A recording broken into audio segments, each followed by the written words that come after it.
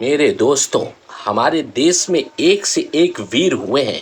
उनकी कहानियां जग प्रसिद्ध हैं, परंतु हम बाहर की वेब सीरीज में उलझे रहते हैं। मेरा दावा है, ये जो चमत्कारिक 32 सीरीज या स्टोरीज का संग्रह है, जो आपको जीवन के हर क्षेत्र में कुशलता, वीरता, प्रेम, ईमानदारी और पूरे विश्व को जीतने की तरकीब सिखा देगा।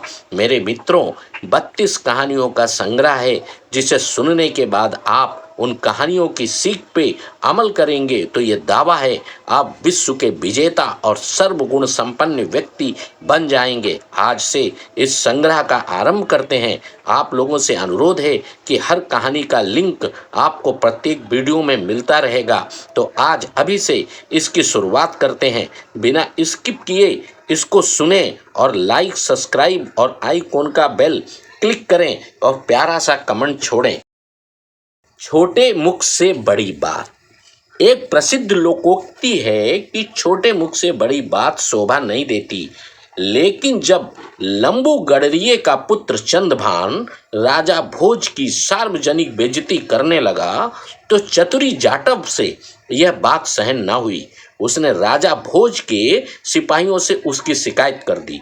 राजा भोज के सिपाही आए, लेकिन चंद्रभान की बातें सुनकर हैरान हो गए और उसे पकड़कर राजा भोज के सामने पेश कर दिया। राजा भोज से भयभीत होकर चंद्रभान ने रो रो कर जब समूचा वृत्तांत कहा, तो सभी मंत्री और दरबारी चकित रह गए। सभी एक मंत्री बोला, राजन, जहां भी आदमी उठता बैठता है, उसका उस पर प्रभाव अवश्य पड़ता है। यह गडरिये का लड़का जानवरों को चराते हुए जिस जगह पर बैठता है, मुझे तो लगता है कि शायद उस जमीन में ही कोई रहस्य छिपा है। पहले चलकर उसे ही क्यों न देख लिया जाए। राजा भोज ने मंत्री की बात मान ली और उस जगह का निरीक्षण किया, तो कुछ रहस्य खुला। आखिर वह रहस्य क्या था? कहा जाता है कि राजा भोज के राज्य का सूर्य जिन दिनों पूरे यौवन पर था, उसी जमाने में उज्जैन नगरी के आखिरी छोर पर कुम्हारों की एक बस्ती थी। वे लोग वहां की मिट्टी से बड़ी कुशलता से आकर्षक बर्तनों को बनाया करते थे। बस्ती का ही एक व्यक्ति लंबू इस काम को कई पुश्तों से करता चला आ रहा था। उसका वास्तविक नाम ब्रजभान था, लेकिन बस्ती में सबसे लंबा होने के कारण सब उसे लंबू ही कहना पसंद करते थे। ब्रजभान को भी यह नाम मन भा गया। उसे भी अपने लंबू कहलाने पर कोई आपत्ति नहीं थी। चतुरी जाटव के घर के नजदीक ही उसका अपना घर था। चतुरी से सदैव ही उसकी अनबन ही रहा करती थी। लंबू को इसका कोई मलाल नहीं था।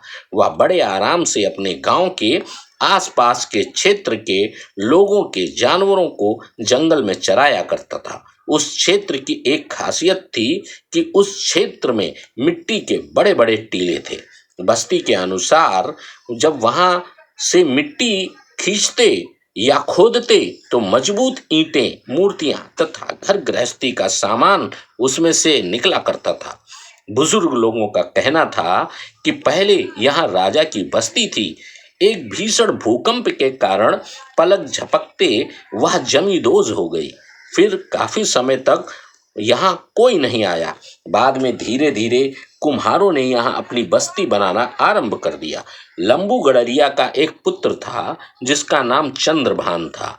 चंद्रभान देखने में अच्छा खासा था, पर भोंदू था। वह भी जानवरों को चराने का ही काम करता था, पर जानवरों को चराना छोड़कर वह एक टीले पर चढ़कर सो जाया करता था। वहां जगह जगह पर टीले ही थे। चंद्रभान उनमें से किसी पर भी चढ़कर सो जाता। अन्य लड़के भी उसका अनुसरण करते थे, पर वे चंद्रभान की भांति सोया न करते थे। वे खेल में लगे रहते और अपने जानवरों की रखवाली भी करते थे। चंद्रभान अपनी आदत के मुताबिक दोपहर को एक टीले पर चढ़ गया और गहरी नींद में सो गया। सोकर उठा तो उसे बड़ा अजीब सा महसूस हुआ और उसने चिल्लाकर अपने साथियों को पुकारा। उसकी पुकार सुनकर उसके सभी साथी वहां आ गए। क्या है रे, काहे इतना चिल्ला रहा है? सभी ने एक स्वर से पूछा। चंद्रभान बड़ी शान से बोला, यहाँ का राजा कौन है? उसके इस प्रश्न पर उसके सभी साथी दूसरे की मुंह की ओर ताकने लगे। पर उनमें से एक लड़का बोला, हमारे राजा का नाम तो राजा भोज है। यह नाम सुनते ही चंद्रभान का चेहरा क्रोध से लाल हो गया। वह चीख उठा, वह उल्लू का पट्टा है, गधा है, उसको न्याय करना नहीं आता। वह महामूढ़ है, अपनी प्रजा के साथ वह घोर अन्याय करता है। तुम लोग उसे पकड़कर हमारे दरबार में उपस्थित करो।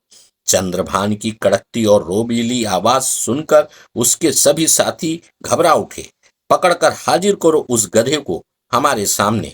चंद्रभान ने अपनी गरज भरी आवाज में पुनः आदेश दिया। उसके सभी साथी तो अब सहम से गए। तभी उनमें से एक बोला, जल्दी से भागो यहां से, यह महाराज को अपशब्द कह रहा है। अगर किसी ने सुन लिया तो इसके साथ साथ हम सब भी मुसीबत में पड़ जाएंगे। इस तरह चंद्रभान के सभी साथी वहां से भाग खड़े हुए। वे सब बहुत डर गए थे, पर चंद्रभान उसी टीले पर बड़ी शान से खड़ा धारा प्रवाह रूप में उज्जैन के राजा भोज के प्रति अपशब्दों का प्रयोग निर्भीकता से कर रहा था। वह उस टीले पर खड़े होकर जोर जोर से कुछ कहे जा रहा था, इतनी जोर से कि उसका स्वर दूर तक गूंज रहा था। इस तरह वह कुछ देर तक तो बड़बड़ाता रहा, फिर वह उस टीले से नीचे उतर आया और कुछ समय के उपरांत सामान्य हो गया। फिर जब वह अपने साथियों के नजदीक पहुंचा तो तब सब उसको सहमे हुए आंखें फाड़ फाड़ कर देखने लगे। क्या बात है, इस प्रकार मुझे क्यों देख रहे हो? उसने अपनी और घूरता पाकर उन सभी दोस्तों से पूछा। तुम तो महाराज के प्रति ही अपशब्द कह रहे थे। अगर किसी ने सुन लिया होगा तो राजा के सिपाही तुमको पकड़ने आते ही होंगे। चंद्रभान चुपचाप ठगा सा खड़ा रहकर अपने होठों को काटने लगा। उसने अपने साथियों की इस बात का कोई जवाब न दिया। शाम को सब अपने अपने घर लौट आए। फिर जब वे एक जगह इकट्ठे हुए तो उन्होंने चंद्रभान की बातों की चर्चा करनी शुरू कर दी। लंबू के पड़ोसी चतुरी जाटव ने यह चर्चा सुनी तो दंग रह गया। ऐसा कह रहा था चंद्रभान? हाँ, अच्छा, आज मैं उसे देखूंगा। चतुरी जाटव की बन आई थी। उसे चंद्रभान से बदला लेने का मौका हाथ लगता नजर आ रहा था। अगले दिन दोपहर को वह उसी तरफ गया जिस तरफ वे लड़के पशुओं को चराने का काम करते थे। चंद्रभान फिर से उसी टीले पर जाकर सो गया था। जैसे ही वह सोकर उठा उसने चिल्लाना शुरू कर दिया, लेकिन उसकी आवाज सुनकर उसका कोई भी साथी वहां न आया। तब चंद्रभान टीले पर खड़ा होकर उल जुलूल शब्द राजा भोज के लिए कहने लगा। चतुरी तो हैरान रह गया। फिर वह खुश होकर एक दिशा में दौड़ता चला गया। रास्ते में ही उसे राजा का एक सिपाही मिल गया। सिपाही को उसने पूरा वृत्तांत कह सुनाया। क्या इस तरह कह रहा था राजा को? सिपाही ने उससे पूछा। हाँ, तुम चलकर स्वयं अपने कानों से सुन लो। फिर चतुरी उस सिपाही को अपने साथ लेकर उस टीले के नजदीक पहुंच गया। चंद्रभान उस टीले पर खड़ा बार बार अपना कथन दोहरा रहा था। सिपाही उसकी बातें सुनकर हैरान रह गया। फिर उसका चेहरा क्रोध से तमतमा गया। वह भी लपक कर उस टीले पर चढ़ गया। उस टीले पर चढ़ते ही उसे भी बड़ा अजीब सा लगा, पर कर्तव्य भावना से प्रेरित होने के कारण उसने कोई ध्यान न दिया। वहां पहुंचकर उसने चंद्रभान को फौरन ही एक थप्पड़ रसीद कर दिया और कड़क कर बोला, चुप करना समझ। फिर उसका हाथ पकड़कर उसे घसीटता हुआ टीले से नीचे ले आया। टीले से नीचे पहुंचते ही सामान्य होने पर चंद्रभान के चेहरे का रंग उड़ गया। वह गिड़गिड़ाने लगा। तू हमारे महाराज को अपशब्द कहता है? सिपाही ने कड़क कर पूछा। नहीं मालिक, मैं तो। सिपाही ने उसकी एक न सुनी और उसे घसीटता हुआ राजमहल में ले आया। उसने प्रमुख अधिकारी को सारी घटना की सूचना दी तथा सब हाल कह सुनाया। प्रमुख अधिकारी ने उसे चंद्रभान को राज दरबार में पेश करने का हुक्म सुना दिया। नियत समय पर चंद्रभान को शाही कारागार से निकालकर राज दरबार में उपस्थित किया गया।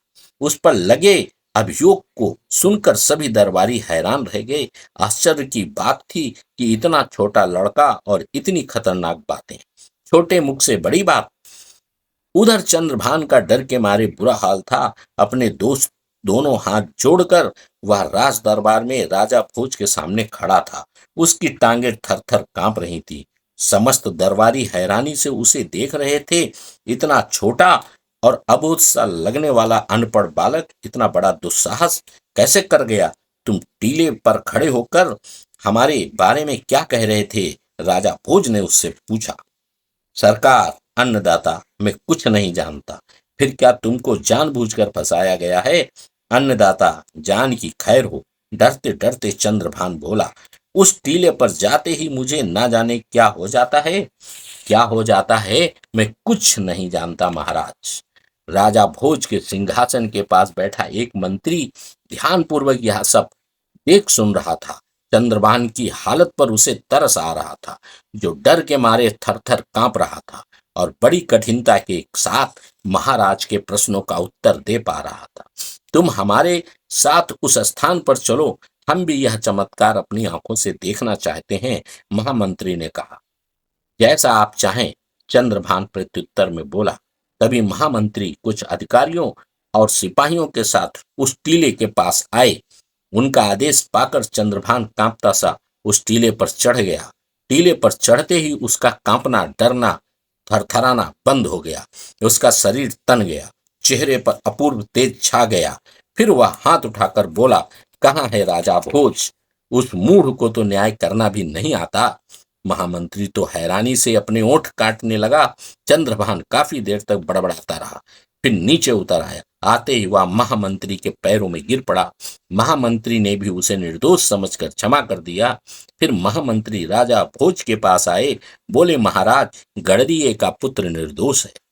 मैंने तो उसे क्षमा भी कर दिया है। क्या उस पर झूठा इल्जाम लगाया गया था?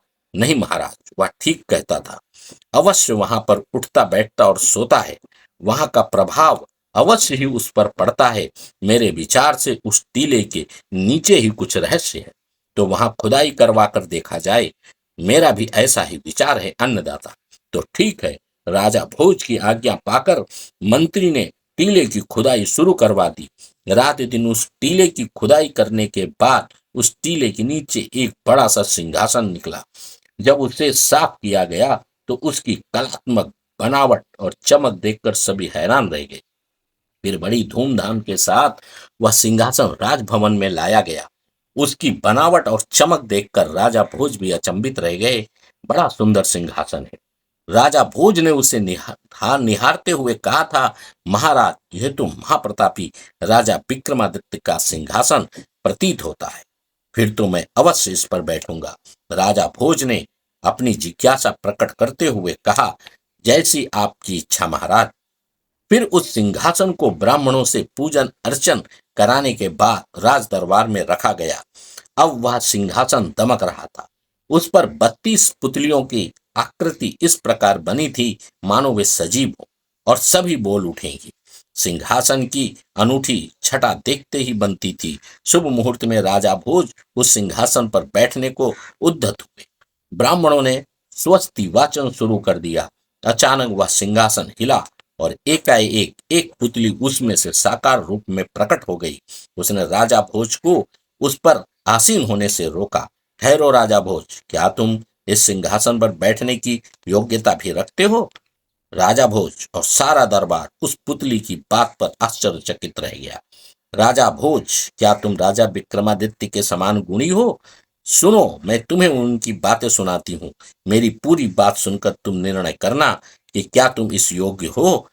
और हे राजन, मेरा नाम रत्न मंजरी है। फिर वह रत्न मंजरी नाम की पुतली धारा प्रवाह बोलने लगी और राजा भोज और पूरा दरबार स्तब्ध होकर उसकी बातें सुनने लगा। मेरे मित्रों, ये वीडियो में इसका शुरुआत की है हमने, और आप हर कहानी का लिंक इसके नीचे पाएंगे। और मेरा दावा है कि अगर पूरा ये 32 कहानियों की स्टोरीज पूरे संसार में, चाहे वो कोई बड़ा लीडर, प्रधानमंत्री, राष्ट्रपति, गवर्नर या कोई भी बहुत बड़ा पॉलिटिकल ग्राउंड का या खेलने वाला क्रिकेट, किसी भी क्षेत्र का कोई भी व्यक्ति, जितने गुण जिनमें होते हैं आगे, सारे गुण इन 32 कहानियों में हैं। मेरे दोस्तों, मेरे कहने का मतलब ये है कि आप बाहर की वेब सीरीज में अपना समय करते हैं। ये हमारे भारत की गरिमा है, भारत का इतिहास है। आप देखें उन सारी सीरीज को मैं अक्सर देखता हूँ, पढ़ता हूँ। सबसे बेस्ट है ये जो 32 कहानियां, सभी का लिंक आपको हर वीडियो में स्टेप बाय स्टेप मिलता जाएगा। ये स्टार्टिंग है। प्लीज मेरा कहना यह है कि आप लोग आगे बढ़ें, सीखें। हमारे देश में ही सारी चीजें हैं, मुझे बाहर जाने की कहीं जरूरत नहीं है। मेरे दोस्तों, मेरा मकसद सिर्फ यही है, हर अच्छी चीज आप लोग तक पहुंचे। आप लोग लाइक सब्सक्राइब और अगर करेंगे तो भी ठीक है, नहीं करेंगे तो भी ठीक है। मैं अपने काम में लगा रहूंगा जिससे मुझे संतुष्टि मिलती है। मैं करता रहूंगा मरते दम तक, अच्छी चीजें जो सत्य हैं, सही है, लाता रहूंगा, आप लोगों के सामने बराबर पेश करता रहूंगा। और मेरा दावा है जिसने भी इन चीजों को पढ़ लिया, समझ लिया, वो जिंदगी में एकलौता पूरे विश्व विजेता के गुण उसके अंदर होंगे, वो सबसे बड़ी पर्सनालिटी बन जाएगा। है? तो आप लोग इसको जरूर देखें। पहला स्टार्टिंग का जो इसका वीडियो रहेगा वो नेक्स्ट में आपको मिलेगा। Thank you.